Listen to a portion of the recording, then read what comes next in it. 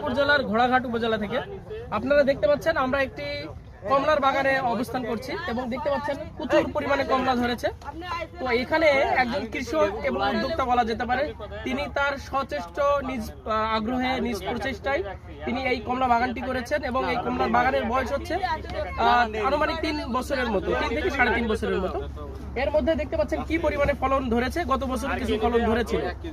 তো বাংলাদেশের সাধারণত আমরা হিলি এরিয়ায় কিছু কমলা বা সাইট্রাস জাতীয় ফলগুলো চাষাবাদ দেখি, কিন্তু সাধারণত প্লেন ল্যান্ড অর্থাৎ সমতল ভূমিতে এই কমলা সাইট্রাস জাতীয়গুলোকে আমরা এত বেশি দেখতে পাই না। তবে লাল মাটি প্রধান এরিয়াতে যেখানে অ্যাসিডিক সয়েল রয়েছে সেগুলোতে খানিকটা আমরা এই সাইট্রাস জাতীয় যে ফসলগুলো রয়েছে তার মধ্যে যে কমলা মালটা এগুলো চাষাবাদের জন্য আমরা কৃষকদের এখন অনেক এগিয়ে আসতে আমরা দেখতে পাচ্ছি।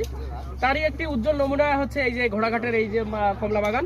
আমরা এখান থেকে নিজ হাতে কমলা ছিঁড়েছি, দেখতে পাচ্ছেন আমরা নিজ হাতে কমলা ছিঁড়েছি এবং আমরা হচ্ছে কমলাকে টেস্টও করছি। এখানকার কমলার যেটা না বললেই নয় সেটা হচ্ছে পুরো অর্গানিক, এখানে কোনো ধরনের কেমিক্যাল ইউজ করা হয়নি।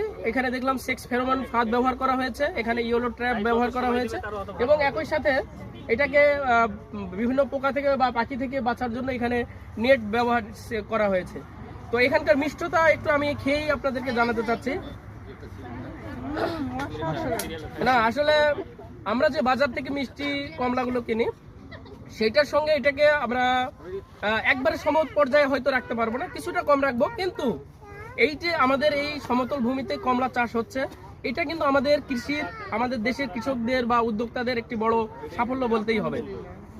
তো এখানকার যে কৃষক ভাই বা উদ্যোক্তা ভাই যিনি এইটি করেছেন এনার দেখা দেখি আরো আশেপাশে হয়েছে হবে এবং এটা সমতল ভূমিতে এটা আমি মনে করি একটা মাইল ফলক হয়ে দাঁড়াবে যে সমতল ভূমিতে আমরা কমলা চাষ করতে পারছি। তো এখানকার সবাইকে স্বাগত এবং ধন্যবাদ জানিয়ে আমি এখানেই থামছি, আবার পরবর্তীতে কথা হবে। স্যারকেও ধন্যবাদ।